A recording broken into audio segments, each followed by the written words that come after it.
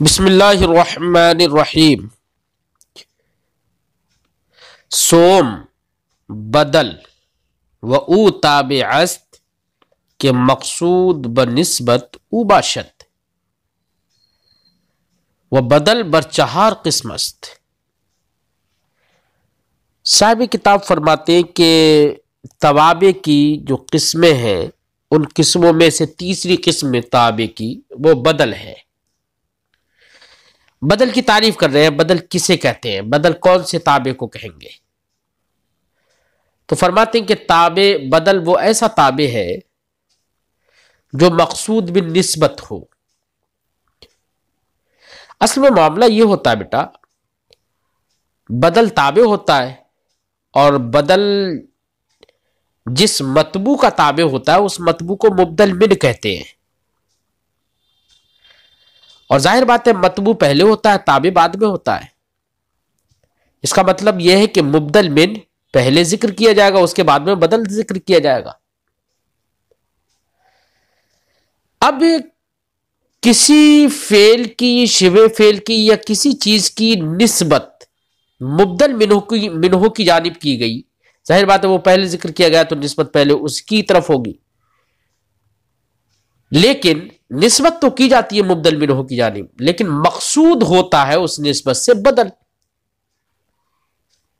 مقصود اس نسبت سے تابع ہوتا ہے، مطبوع کی جانب نسبت کر دی جاتی ہے، لیکن مقصود نسبت سے مطبوع نہیں ہوتا ہے بلکہ تابع ہوتا ہے.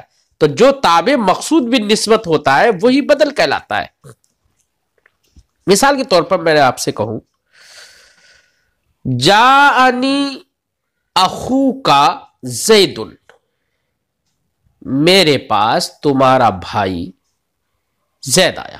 اب یہاں پر دیکھیے جاء کی نسبت اخوکا بترکیب اضافی ہو کر یہی فاعل ہے نا، تو اخوکا کی جانب یہاں پر جاء کی نسبت ہے، یعنی تیرا بھائی آیا. لیکن جب ہم نے یہ کہا تیرا بھائی آیا، یہ تیرے بھائی سے مراد کون ہے؟ زید ہی ہے نا جو بعد میں ذکر کیا جا رہا ہے. تو گویا کہ یہ کہو کہ اخوکا سے مراد بھی زید ہی ہے. نسبت اگرچہ یہاں پر اخوکا کی جانب ہے جاء کی، لیکن اس نسبت سے مقصود وہ زید ہی ہے، کیونکہ اخ سے مراد کون ہے؟ زید ہی ہے. تو اس نسبت سے مقصود در حقیقت مجیت آنے کی نسبت وہ در حقیقت کس کی جانب کی گئی ہے؟ زید ہی کی جانب، کیونکہ وہی تو بھائی ہے اس کا. لہذا جاءنی اخوکا زید، اگر ہم نے کہا میرے پاس تیرا بھائی زید آیا، تو یہاں پر اخوکا یہ مطبوع کہلائے گا اور زید یہ تابع کہلائے گا، اور یہاں پر مطبوع کو مبدل من کہیں گے اور تابع کو بدل کہیں گے، کیونکہ مقصود بالنسبت وہی ہے. مثال کے طور پر ایک اور مثال دیتا ہوں.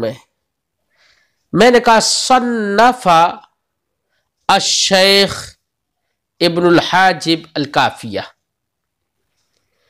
شیخ ابن حاجب نے کافیہ تصنیف فرمائی.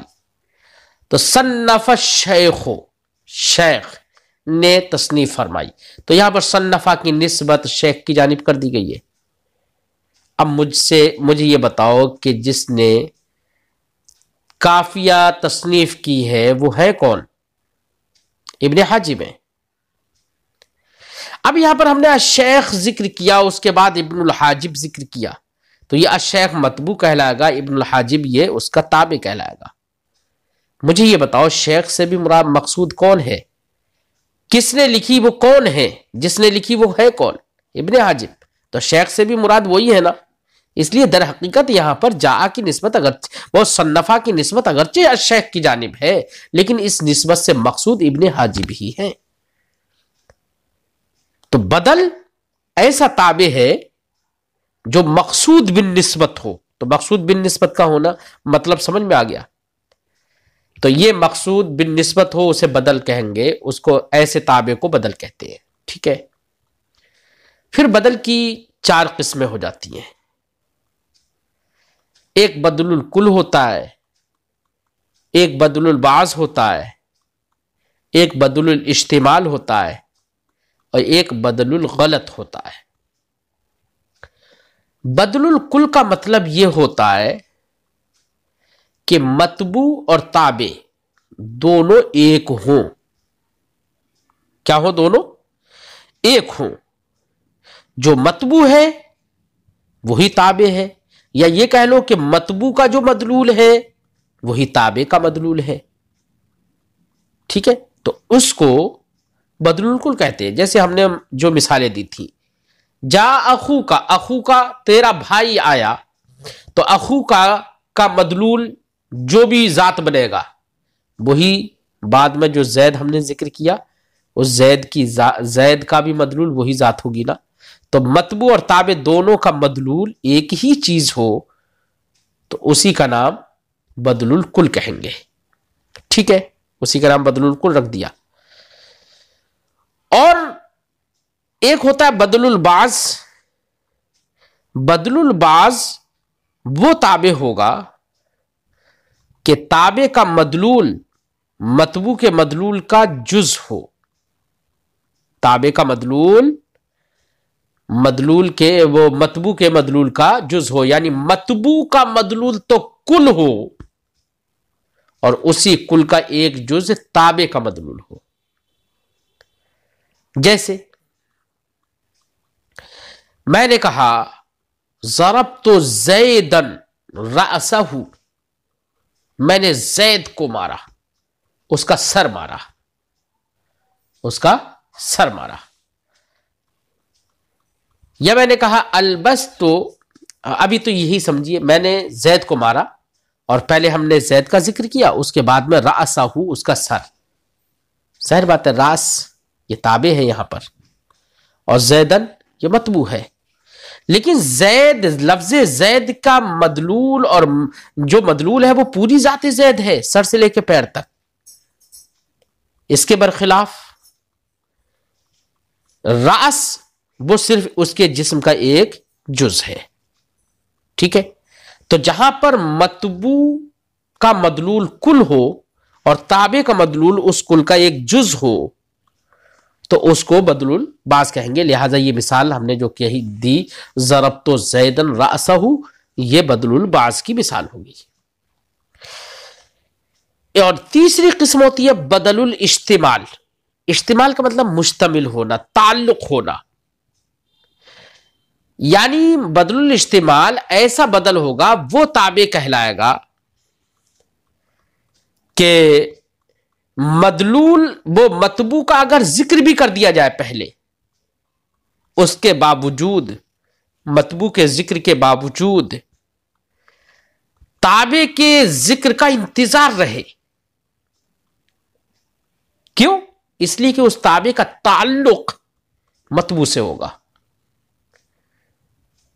اب وہ تعلق کس طریقے سے؟ کسی بھی طریقے سے ہو، بھئی طور کہ مطبوع پر وہ تابع مشتمل ہو یا تابع مطبوع پر مشتمل ہو، اس سے فرق نہیں پڑتا۔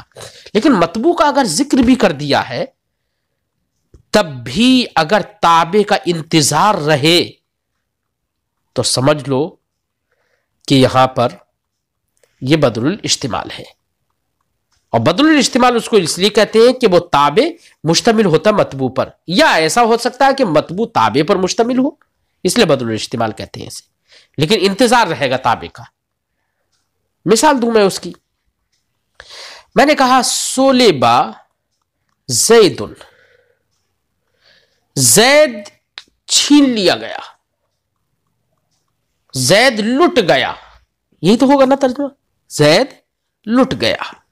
سولبا زید، زید کو چھین لیا، زید چھین لیا گیا یعنی زید لٹ گیا۔ اب زید لٹ گیا، لیکن کون سی، اب انتظار تو رہے گا نا کہ کون سی چیز لوٹی گئی زید سے، کون سی چیز چھینی گئی زید سے، اس کا انتظار رہے گا نا۔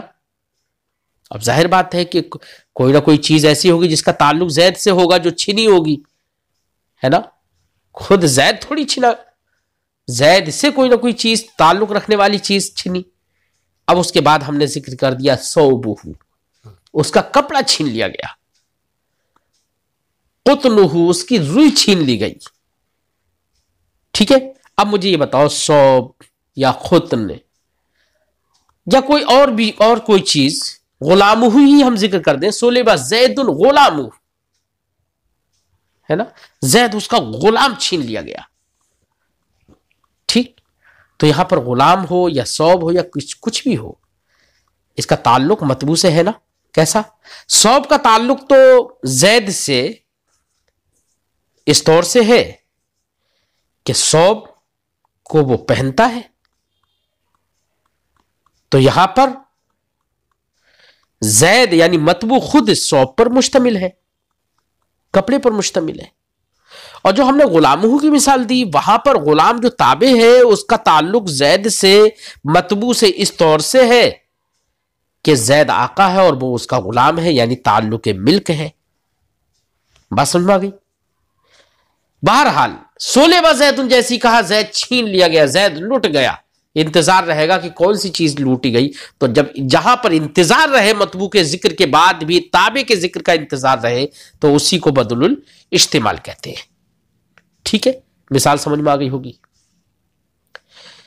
چوتھی قسم ہے بدل کی بدل الغلط. بدل الغلط کے لفظ سے ہی آپ نے اس کا مطلب سمجھ لیا ہوگا.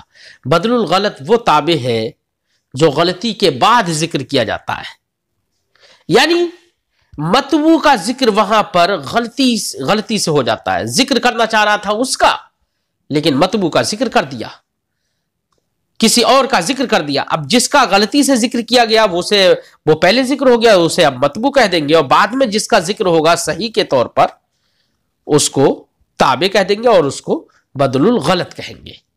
مثال کے طور پر میں نے کہا مررت برجل، مقصد میرا کہنے کا مقصد یہ تھا، میں یہ چاہ رہا تھا کہ میں ایک گدھے کے پاس سے گزرا، لیکن گدھا حمار نہ کہہ کر کے میں نے غلطی سے کہہ دیا مررت برجل. اب رجل کا ذکر میں نے کر دیا غلطی سے مگر کیا ہے، لیکن فوراً آدمی غلطی جب کرتا ہے نا فوراً اس کے بعد اس کے صحیح کو ذکر کر دیتا ہے، اور میں نے کہہ دیا مررت برجل حمار. تو حمار جیسی میں نے کہا ویسے سمجھ گئے آپ کہ یہاں رجل کا ذکر غلطی سے ہو گیا ہے. تو مررت برجل حمار، میں نے اچانک کبھی کبھی عام بول چال میں ہم لوگ آپس میں بولتے ہیں تو غلطی سے کوئی لفظ نکل جاتا ہے تو فوراً ایک دم جلدی سے صحیح والا ذکر کرتے ہیں، تو یہی بدل الغلط کہلاتا ہے. یعنی مطبوع کا ذکر غلطی سے ہو جاتا ہے، فوراً صحیح کی طرف رجوع کرتے ہیں اور صحیح کی طرف صحیح کو بول دیتے ہیں، تو جو صحیح بعد میں ذکر کیا جاتا ہے وہی تابع کہلاتا ہے، وہی بدل الغلط کہلاتا ہے. جیسے کہ مثال سے آپ نے سمجھا.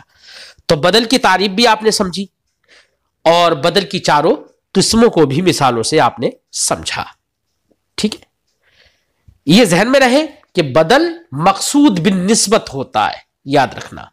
یعنی گویا کہ یہ کہو کہ جس طریقے سے کسی عامل کی نسبت یا کسی فعل یا شبہ فعل وغیرہ کی نسبت مبدل منہ کی جانب جیسے ہوتی ہے، لیکن مبدل منہ کی جانب ہوتی تو ہے لیکن مقصود کون ہوتا ہے؟ بدل ہوتا ہے. تو گویا کہ وہ نسبت بدل کی جانب ہوتی ہے. ٹھیک ہے، اس لیے مقصود بالنسبت جب بدل ہوتا ہے تو یہاں پر کہا جاتا ہے کہ بدل تقریر عامل کے حکم میں ہوتا ہے.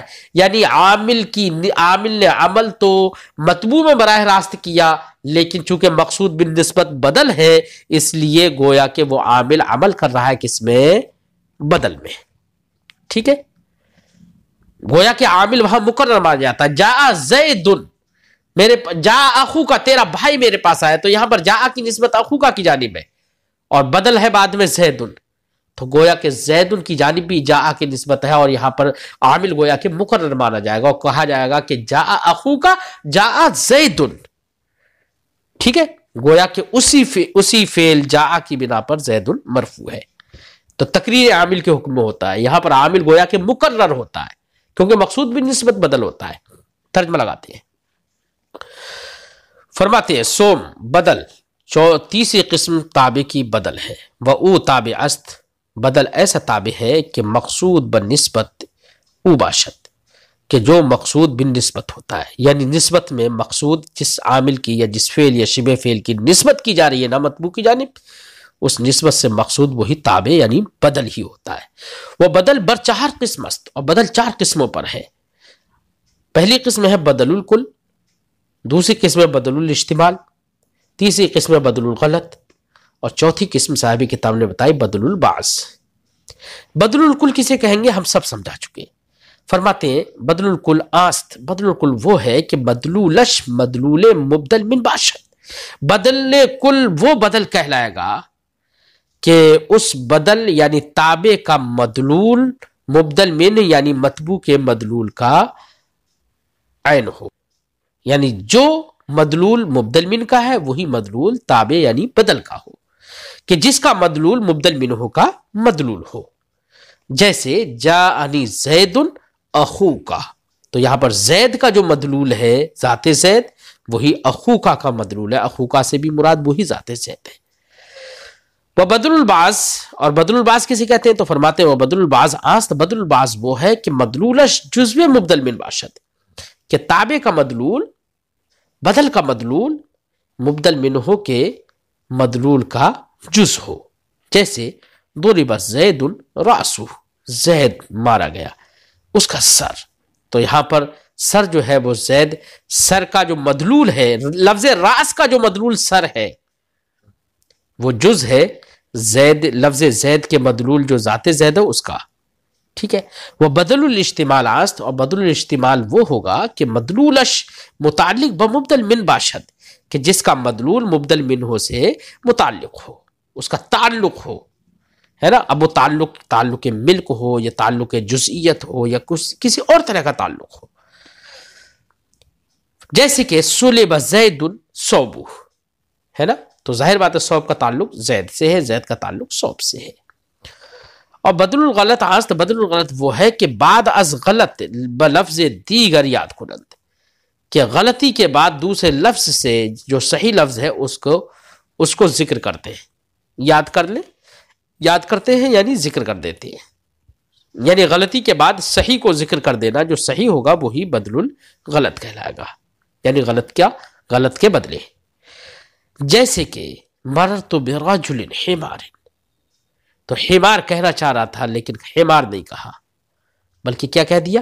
برجل، غلطی سے رجل کہہ گیا، فوراً اس کے بعد بدلے میں صحیح حمار ذکر کر دیا، تو یہ بدل الغلط کہلائے گا، ٹھیک ہے بیٹا۔